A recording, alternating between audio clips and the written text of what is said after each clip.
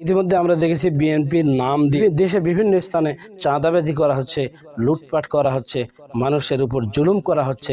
অথচ অন্যদিকে বিএনপির ভারপ্রাপ্ত চেয়ারম্যান তারেক রহমান তিনি বলেছেন, বিএনপির নাম দিয়ে কেউ যদি চাঁদাবাজি করে তাহলে তার ছাড় নেই এবং দলে কোনো স্থান নেই। অন্যদিকে বিএনপির মহাসচিব তিনি বলেছে, বিএনপির মধ্যে যদি কেউ এই ধরনের চাঁদাবাজি করে বা মানুষের উপর অন্যায় খুন নির্যাতন করে তাহলে তাদের উপযুক্ত শাস্তির জন্য তিনারা আহ্বান জানাইছেন এবং তাদের প্রশাসনের প্রতি আহ্বান জানাইছেন বা এই অন্তর্বর্তীকালীন সরকারের প্রতি তিনারা জানিয়েছেন যে তাদের প্রতি যথোপযুক্ত শাস্তি ব্যবস্থা করা হোক এবং তার দায়ভার আমরা নিব না। এদিকে দেখেন, জামাতে ইসলামের মধ্য থেকে এ পর্যন্ত একজনেরও কোনো জায়গায় এই ধরনের কোনো কথা আসে নাই যে জামাতে ইসলামের পক্ষ থেকে অমুক জায়গায় চাঁদাবাজি করতে আসছে বা তারা চেয়েছে বা তারা মানুষের উপর জুলুম করছে, হামলা করতেছে, টর্চারিং করছে, এই ধরনের একটাও শোনা যায়নি। 5 আগস্ট এই স্বৈরাচারের পতনের পর দেশে যেন একটা শান্তি বিরাজ করতেছে। অন্যদিকে বিএনপি তারা বলতেছে যে নির্বাচন দেন, নির্বাচনের রোড ম্যাপ ঘোষণা করেন। আর এদিকে জামাত ইসলাম যাদের প্রতি এই 16 বছর যাবৎ এমন কোনো নির্যাতন নেই যেটা এই দলের প্রতি করা হয়নি, অমানবিক, অমানসিক এবং এমনকি যত জুলুম নির্যাতন সব কিছু করা হয়েছে এই দলটির। এমনকি তাদের নিবন্ধন পর্যন্ত কেটে দেওয়া হয়েছে, নিবন্ধন পর্যন্ত বাতিল। কিন্তু তারপরও এই দলটি কখনো নির্বাচন সামনে রোডম্যাপও চাননি, তাড়াহুড়া করেননি, বরঞ্চ করেছেন কি, জামাত ইসলামের নায়েবে আমির ডক্টর শফিকুর রহমান তিনি সব জায়গার মধ্যে ছুটে যাওয়ার চেষ্টা করেছেন। যেখানে বন্যার্তদের বাড়িঘর ডুবিয়ে তলিয়ে চলে গেছে সেখানে তিনি ছুটে যাচ্ছেন, এমনকি যেখানে শহীদ পরিবার সেখানে চলে যাচ্ছেন, যেখানে মানুষ গৃহহারা আর্তনাদ করতেছে সেখানে চলে গিয়েছেন, যারা এই সমস্ত আন্দোলনে বিভিন্ন ক্ষয়ক্ষতি হয়েছেন, আহত অবস্থায় পড়ে আছেন হাসপাতালে, বাড়িতে, সেখানে বিভিন্ন জায়গায় তিনি ছুটিয়ে চলে যাচ্ছেন। তার যাওয়ার কোনো অন্ত নেই, তিনি সর্ব অবস্থা ব্যস্ততায় দেখাচ্ছেন। এই ব্যস্ততার মধ্যে বাংলাদেশের জনগণ এখন ক্রমাগতভাবে এমন একটা বিষয় চলে এসেছে যে তারা জামাত ইসলামের প্রতি আকৃষ্ট হয়েছে এবং জামাত ইসলামের প্রতি তাদের খুব মনোবল এই মুহূর্তে ঝুঁকিয়ে পড়িয়েছে। ইতিপূর্বে যে আওয়ামী লীগ বা যে সরকার, হাসিনা সরকার, এতদিন পর্যন্ত জামাত ইসলামকে শুধুমাত্র এই যে মিথ্যার তকমা, রাজাকারের দল, হত্যাকারীর দল, খুনির দল, এই ধরনের বিভিন্ন যেটা তকমা দিত, এখন সে সম্পূর্ণ আওয়ামী লীগ এই দেশ থেকে পলাতক। আওয়ামী লীগের দেখতে গেলে এখন দেখা যায় যে প্রধান থেকে নিয়ে শেষ পর্যন্ত সকলেই এখন নিশ্চুপ বা পলাতক, কেউ নেই। তো এই মুহূর্তে জামাত ইসলাম যাদেরকে সবচাইতে বেশি ঘৃণিত মনে করা হতো, যে জামাত ইসলামকে সবচাইতে এই দেশের মধ্যে মানুষের চোখের সামনে তুলিয়ে ধরা হয়েছিল সন্ত্রাসী হিসাবে, তাদেরকে গুপ্ত ঘাতক হিসাবে, সেই জামাত ইসলামই যেন ক্রমাগতভাবে সামনের দিকে এগিয়ে আসতেছে।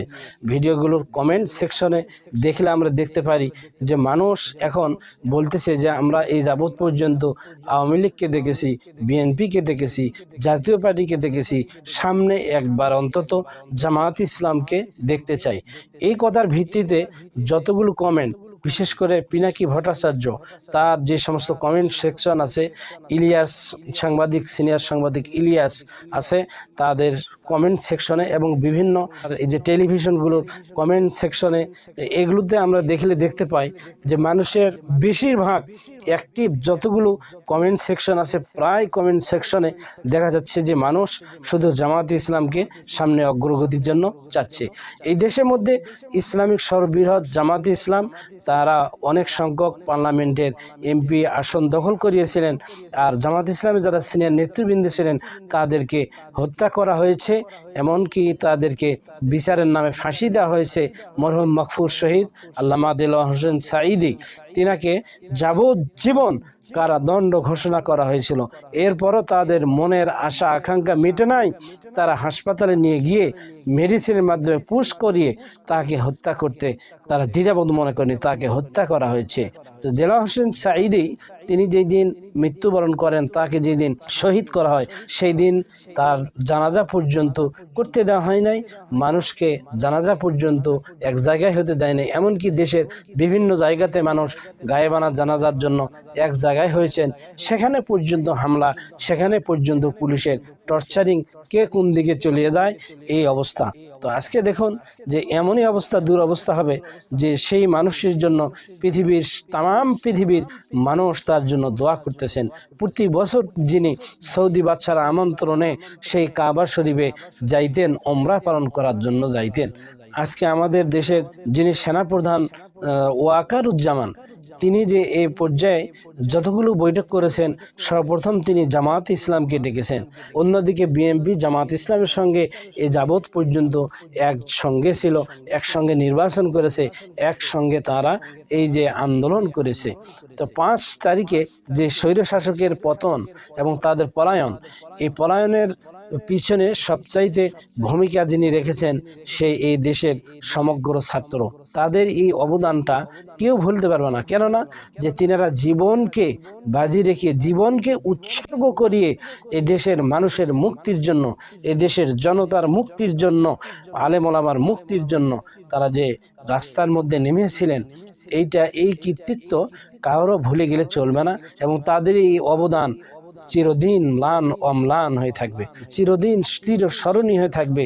আবু সাঈদের মতো যে সমস্ত যোদ্ধারা জীবন দিয়ে গেলেন, তারা এই জাতির জন্য উজ্জ্বল দৃষ্টান্ত রেখে গেলেন। আবু সাঈদ এরভাবে যখন গুলি পাতায় বুকের মধ্যে, তখন স্বৈরশাসকের এই জালেম এবং খুনি পুলিশরা যখন তাকে গুলি করা হলো, যে একাই ছিল, 4টা গুলি মারলো। এতে তিনি আলেম ওলামা সকলকে দেখে গেলেন এবং বুঝে দিয়ে গেলেন যে দেখো, স্বৈরশাসককে এইরকমভাবে আমি আজকে আমার জীবনকে উৎসর্গ করে দিয়ে গেলাম, তোমাদের জন্য এই রাস্তা বাতিয়ে দিয়ে গেলাম। যতক্ষণ পর্যন্ত এই তাজা রক্ত স্বৈরশাসকের বিরুদ্ধে, জালেমের বিরুদ্ধে না ঝরেছে, ততক্ষণ পর্যন্ত জালেম বিদায় হয়নি। তিনার বুকের তাজা রক্ত ঝরেছে, জমিনে পড়িয়েছে, জালেম বিদায় হয়ে চলিয়ে গিয়েছে।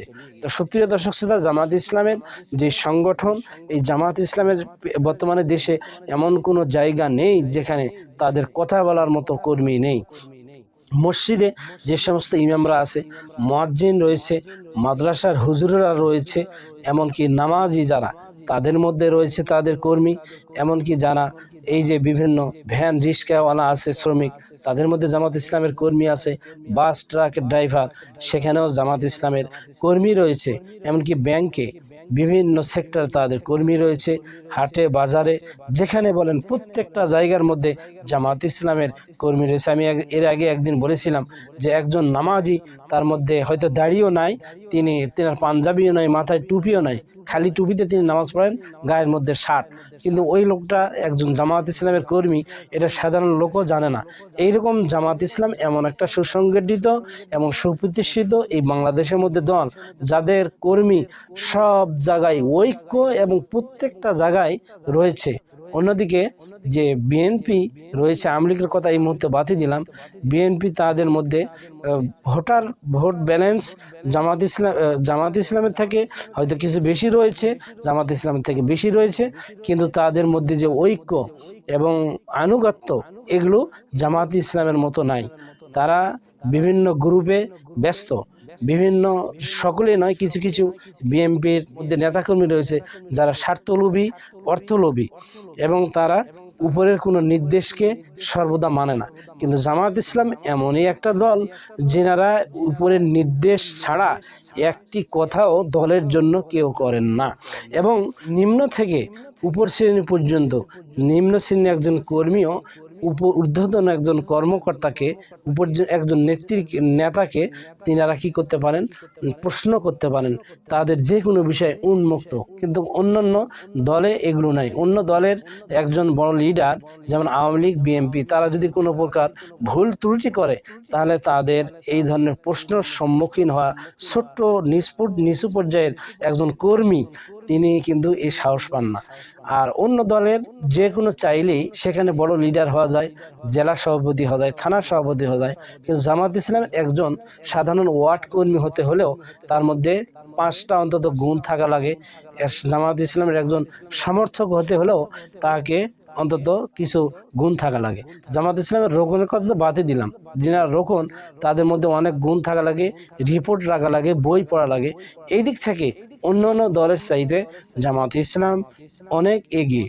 তাই বাংলাদেশের জনগণের মুখে একটি কথা বর্তমানে শোনা যাচ্ছে, বিশেষ করে আপনারা সব জায়গায় শুনবেন বা দেখবেন, আর এই ভিডিওগুলোর কমেন্ট সেকশনে আপনারা দেখবেন যে সেখানে রয়েছে লোকজন অনেকে বলতেছে যে আমি একজন বিএনপি কর্মী হয়ে বলতেছি জামাত ইসলামকে অন্তত সামনে একবার ক্ষমতায় দেখতে চাই। কেউ বলতেছে আমি আওয়ামী লীগের কর্মী হয়ে বলতেছি যে অন্তত জামাত ইসলামকে সামনে ক্ষমতায় দেখতে চাই। আর অনেকে বলতেছে যে ইসলামী শাসন এই দেশের মধ্যে একবার দেখতে চাই কেমন হয়। তো এইটাই আমরা দেখতে পাচ্ছি যে সামনে ইনশাআল্লাহ তাআলা যে মানুষের মধ্যে গণজোয়ার এবং মানুষের যেটা শোনা যাচ্ছে, এবং জামাতের ইসলামের আমির তিনি দিন দিন মানুষের অন্তরের মধ্যে স্থান দখল করে নিচ্ছেন, যাদেরকে এই দেশে সন্ত্রাসী এবং যাদেরকে এই দেশের মধ্যে সবচাইতে দুষ্কৃতী হিসাবে ঘোষণা করা হয়েছিল, মানুষের চোখে ধরে দেওয়া হয়েছিল, অথচ তারা এখন দিন যাচ্ছে মানুষের চোখে জনপ্রিয় পাত্র হয়ে উঠতেছে।